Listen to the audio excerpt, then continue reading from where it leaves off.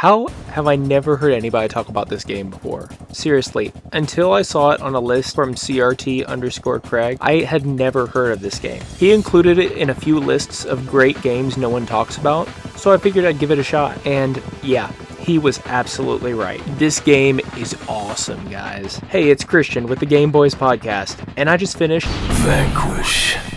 And the best way I can think to describe this is, it's Sonic the Hedgehog with guns, which is actually pretty fitting because Sega published it. You go fast, you shoot robots, you slide around everywhere, and everything is exploding for basically the entire game. I've also seen people call it Gears of War on Espresso, which is also pretty accurate. And apparently that ridiculous pace is completely intentional. Vanquish was directed by Shinji Mikami, the creator of Resident Evil and developed by PlatinumGames. And Mikami specifically wanted this game to have this incredible sense of speed. He didn't want those slow sections where you're just slogging through a shooter waiting for something to happen. One of the animators described the philosophy behind this game as no running away, always move forward. And that is Vanquish 100%. There is a cover system. You can sit behind a wall and shoot things, but the game clearly does not want you to do that. It wants you flying around everywhere. You've got this boost slide ability that lets you basically rocket across the ground, and I absolutely love it. And it's not just a way to get around faster either. It affects your melee attacks. You can use it to get in and out of cover. You can boost toward enemies,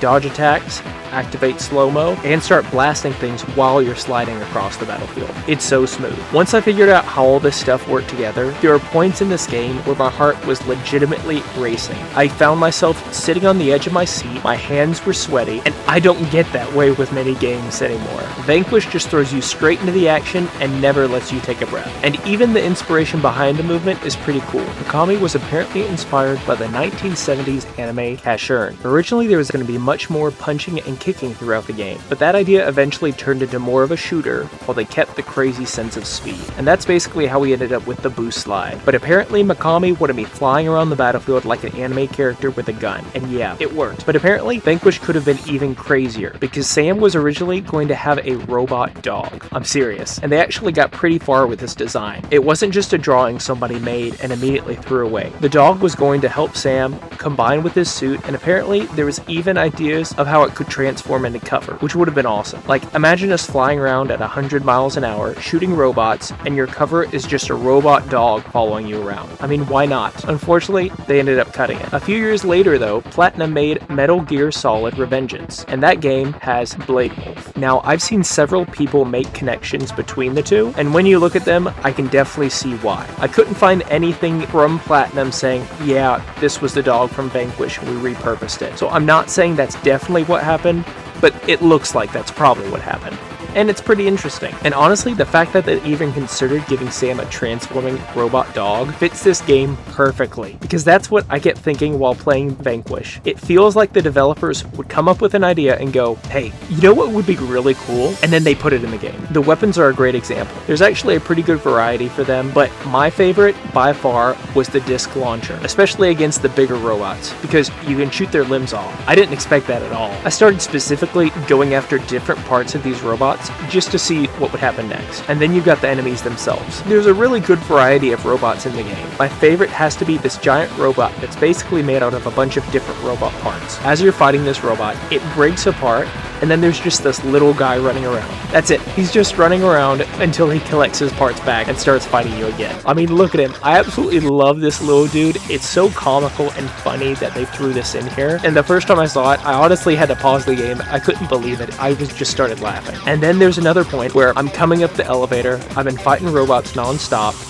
Everything's been exploding. I expect to get up the elevator and get blasted again. But I get here, and what do I see? Robots having a dance party. They're just over there dancing. Their barricade has turned into speakers, and the whole little robot dance party is just going on. And I had to just stop and laugh for a minute. I almost felt bad for taking them out, but I couldn't find a way to progress through the game without doing that. Of course, 2 seconds later, I'm boost sliding around the room shooting everybody. Sorry guys. And then there's Sam smoking. This guy will take any opportunity to squeeze in just a puff of a cigarette. And I just find that so funny, the moments that he chooses. I mean, take this for example. He is literally hanging by one arm off of a ledge. If he falls, he's done for. Does he pull himself up? No. Time to take a quick puff. Like, dude, that's just so funny to me. But they thought it was cool, so they put it in there. You can just tell how much these guys love video games, love their craft, and put things in because it would be fun. As a promo, they even made Vanquish-themed electronic cigarettes for merchandise when this game came out. They were apparently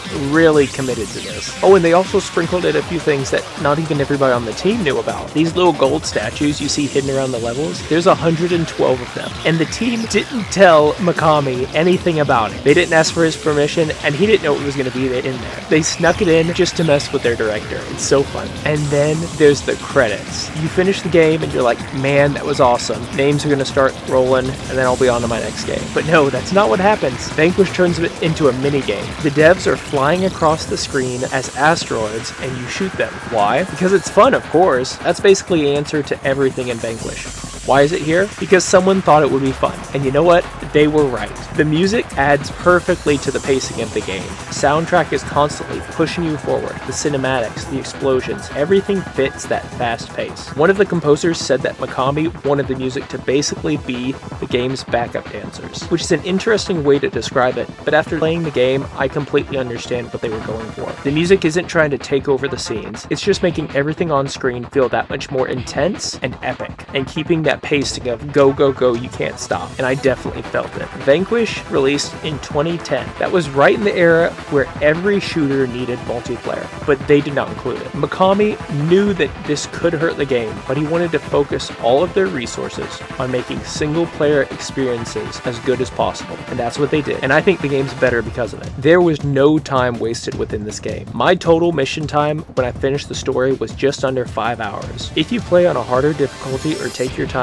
you're probably going to get more out of it. There were already a few sections where I struggled, especially when I was trying to conserve ammo instead of just blasting everything I saw. But honestly, I don't mind the length, because this game, it gets in, goes absolutely insane for a few hours, and gets out. It's not some 20-hour game with a bunch of filler that somebody decided they needed to make the game longer. It's just 5-ish hours of go, go, go. And I love that. But this is also where I started wondering, why did nobody talk about this game? And then I looked at when Vanquish actually came out. October 19th, 2010. Anybody else recognize that date? That is the exact same day that Fallout New Vegas released. 3 weeks later, Call of Duty Black Ops dropped. Oh.